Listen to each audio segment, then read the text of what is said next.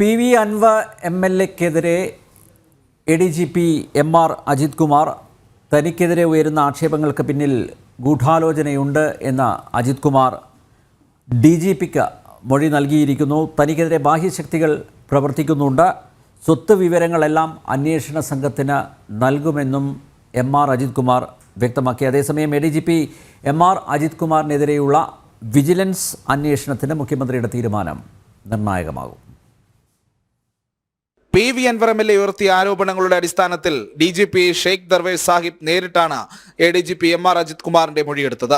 തനിക്കെതിരായ പരാതിക്കും ആക്ഷേപങ്ങൾക്കും പിന്നിൽ ഗൂഢാലോചനയുണ്ടെന്ന് MR അജിത് കുമാർ DGP-ക്ക് മൊഴി നൽകി. തീവ്രവാദ ബന്ധമുള്ള സ്വർണ്ണക്കടത്ത് മാഫിയകൾക്കെതിരെ നടപടിയെടുത്തതിന്റെ പകയാണ് ആരോപണങ്ങൾക്ക് പിന്നിൽ. നിരപരാധിത്വം തെളിയിച്ചാൽ ആക്ഷേപമുയർത്തിയവർക്കെതിരെ നടപടി വേണമെന്നും താൻ നൽകിയ കത്തിലെ വിവരങ്ങൾ അന്വേഷിക്കണമെന്നും അജിത് കുമാർ DGP-യോട് ആവശ്യപ്പെട്ടു. അന്വേഷണത്തിന്റെ ഭാഗമായി വീണ്ടും അജിത് കുമാറിന്റെ മൊഴിയെടുക്കാൻ സാധ്യതയുണ്ട്.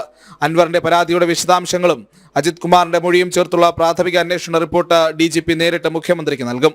ഫോൺ ചോർത്തൽ, പരാതികളും കേസുകളും അട്ടിമറിക്കൽ തുടങ്ങി അൻവർ രേഖാമൂലം നൽകിയ പരാതികളെല്ലാം പ്രത്യേക അന്വേഷണ സംഘം പരിശോധിക്കും. ഇതിനിടെ അജിത് കുമാറിനെതിരെ അൻവർ ഉന്നയിച്ച സാമ്പത്തിക ആരോപണങ്ങളിൽ വിജിലൻസ് അന്വേഷണത്തിന് സംസ്ഥാന പോലീസ് മേധാവി കഴിഞ്ഞ ദിവസം ശുപാർശ നൽകിയിരുന്നു. കവടിയാറിലെ ആഡംബര വീട് നിർമ്മാണമടക്കം പരിശോധിക്കണമെന്നതായിരുന്നു അൻവറിന്റെ പരാതി. ശുപാർശ വിജിലൻസ് മേധാവിക്ക് കൈമാറുന്ന കാര്യത്തിൽ മുഖ്യമന്ത്രി തീരുമാനമെടുക്കും.